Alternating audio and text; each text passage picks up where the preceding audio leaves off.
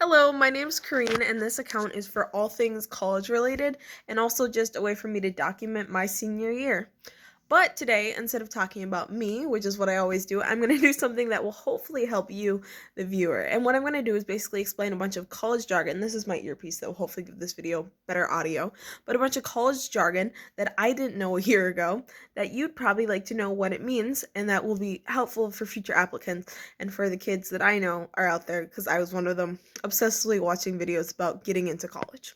So I'm going to break this into a couple sections. We're going to start with how a student applies to school, when a student applies to school, and other things that they might need to submit or include in their application. And if my face lights up white, that's because I'm in a bunch of group chats about college, of course, and I'm getting notifications. So yeah. So for the first section, I'm gonna try to keep this video to under 10 minutes. The shorter the better, am I right? But for the first bit, which is how students apply to college, I'm going to talk about three things, and that's the Common App, the Coalition App, and QuestBridge. So when a student is applying to college, they really have four choices, and the fourth one that doesn't really have a specific word is just applying specifically to the college, directly to the college. In the olden days, this was like a mail-in sort of thing, or a physical deliverance, or like an actual application that the student had to fill out by hand. Nowadays, this is something that's typically found on the college's website, and you just apply directly to the college, pay them the application fee, or if they don't have one, you just hit submit, and you're applying directly to them through an account that you'll have created specifically for them. And so that's the fourth one that doesn't have a word, just applying to the college. But the other three, the Common App is an application that basically is like one big application that'll list all the basic info about you. So this is your activities, any honors you've earned, and it also has one specific essay. And that essay is called your Common App essay, and it's just an essay that you wrote that's 650 words or under, and that essay will go to all of your schools. You can apply to up to 20 schools on the Common App. And the Common App is used by almost all top colleges and almost all colleges that students in general are applying to. So if you're applying to college and it's a normal, well-known college, chances are it probably uses the Common App. So the Coalition App is a little different, as it has some things where you can like have a locker where you can add like a document or a writing sample, and you can save things in your locker over the years and then apply using the Coalition App. I hope I said Coalition App, not Common App. I'm talking about the Coalition App in case I messed that up. But the Coalition App is used at a lot less schools than the Common App, and it's slightly different. And some ways that it's slightly different is I think you can list more activities on the Coalition App than you can on the Common App. And also the essay, I believe, is a little bit longer. But basically, it comes down to school preference and what the colleges that you're applying to will accept. So a lot more colleges do take the Common App than take the Coalition App. That's my bird. Everything all right? Love you. Anyways, so a lot more schools take the Common App than the Coalition App. So it depends on your school. My school, personally, I live in the Midwest, and my school wants me and requires that I use the Common App instead of the Coalition App. Now, the third thing I want to talk about here is QuestBridge. So QuestBridge is essentially a special program, and it's aimed specifically towards low-income kids. I know that I got a lot of info trying to like recruit me to apply for QuestBridge, even though I'm not low income, which was a little sus, because they said they're basing it based on like housing, and my house is in a very nice area, so I think they were just basing it off of my race. But besides that, so QuestBridge is mainly focused at low-income but high-achieving students, and you have to apply to become a QuestBridge finalist.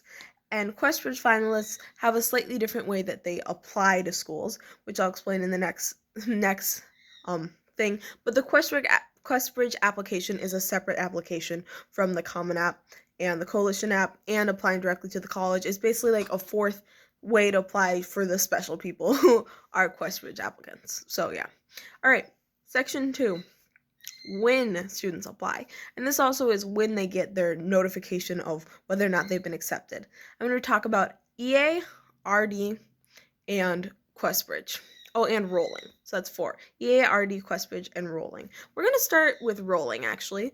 So rolling admissions just means that colleges process your info as soon as they can and it's like basically spit it back out to you. And this is a thing that's really common at bigger universities because they don't really have a size limit.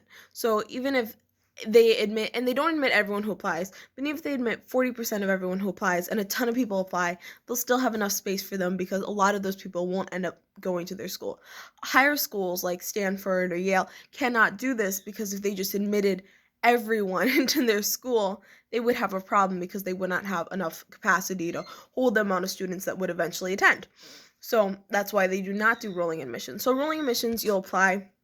Typically, it's just directly to the school, or you can use a Common App or a Coalition app, and you'll typically get a decision back in like 2 to 4 weeks, which is very, very, very quick. And oftentimes, rolling admissions start as early as September, some in August, September, a lot in October. So if there's a school, a big school that you're thinking about applying to, definitely apply rolling admission because then you can just boom get your acceptance and know that you have an option to go to for college. Oh gosh, I completely forgot to talk about reaches, safeties, and matches. That will be our 5th section. But yeah, so that's rolling. It's just as like they suck it in and roll out your decision. So yeah, and then EA, EA is EA, ED. Sorry, I forgot to mention ED. EA, ED, RD. So E stands for early. So EA is early action. And early action is basically just a different deadline.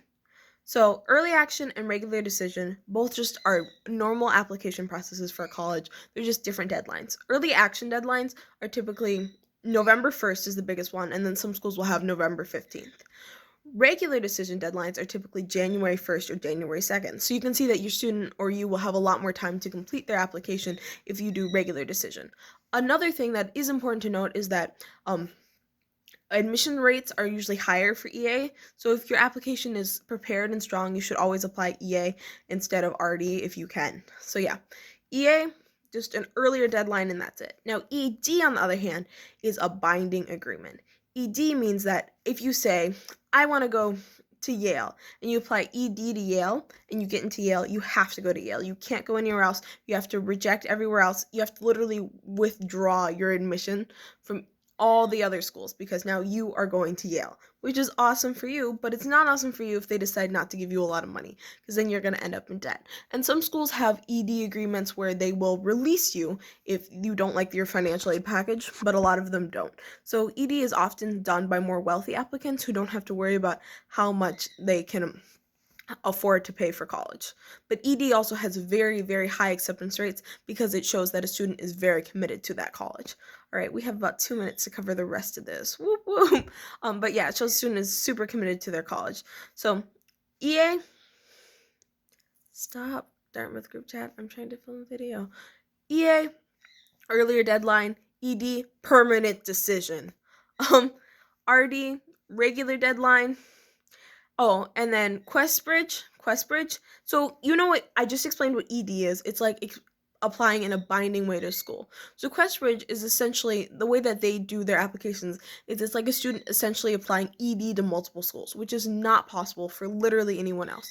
But whatever school they get into, they basically make a list ranking all their schools, and whatever school they get into that is highest ranked, they have to go to that school.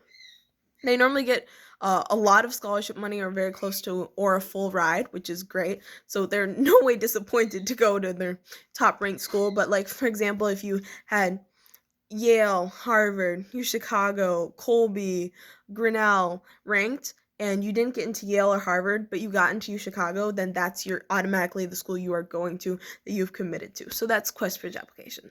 All right, this video is going to be a little longer than 10 minutes. Apologies, but hopefully it gives you a ton of useful information. But yeah, so that's Questbridge applications. So when do you find out whether or not you get into colleges? Like I said, with rolling admissions, it's typically 2 to 4 weeks after the initial submission, or sometimes as short as 1 week if they're feeling crazy in the admissions office.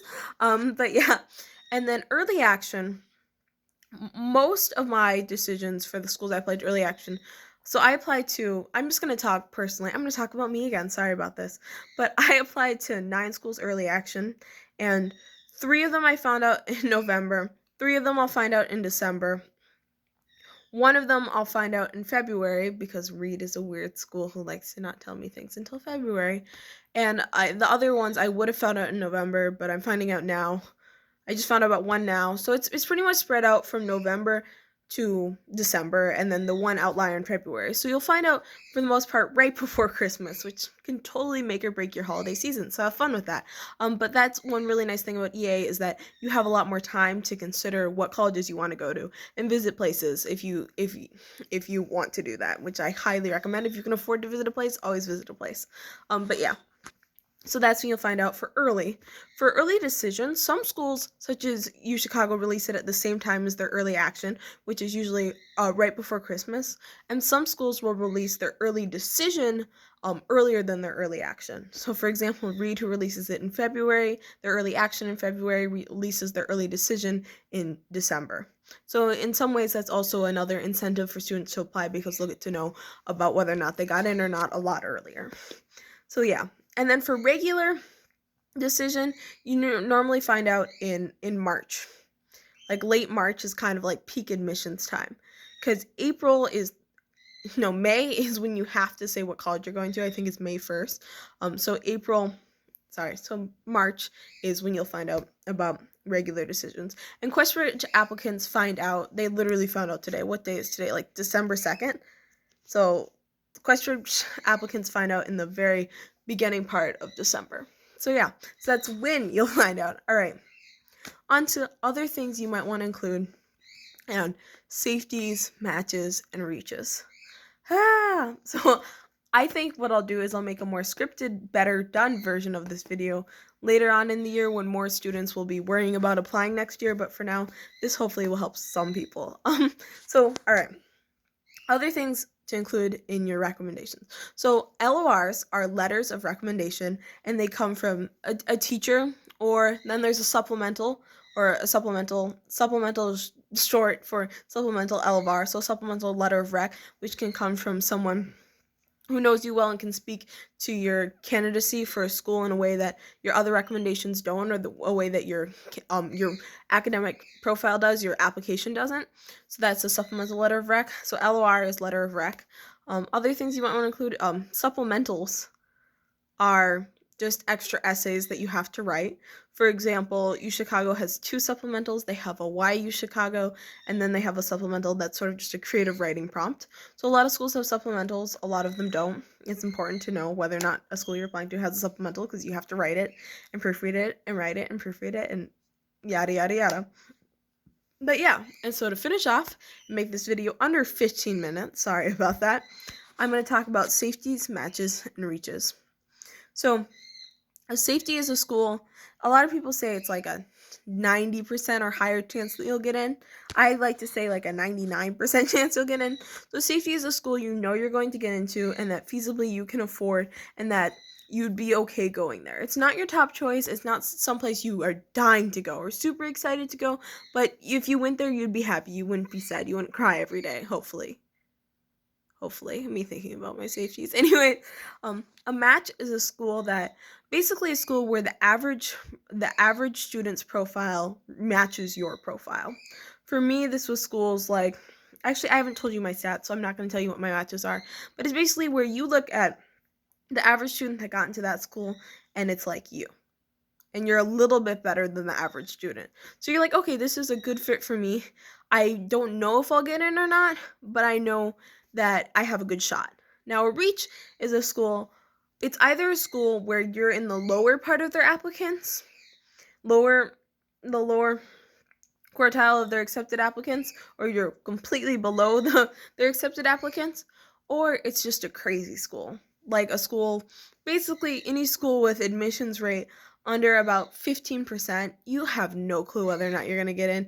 You can have a 36, a 4.0, and get rejected. It happens literally all the time. So schools like that, they're a reach for everybody. Unless you are literally a Olympic athlete, award-winning author, or like really great and like Oscar nominated actress or just a really famous actress. Like unless you're one of those and you're really good at what you do, these schools are a reach for everyone. So yeah, so I hope this video helps you a little bit. So yeah, if you have anything else you want to know, let me know in the comments below. This was a bit rough, but I'm going to post it anyways.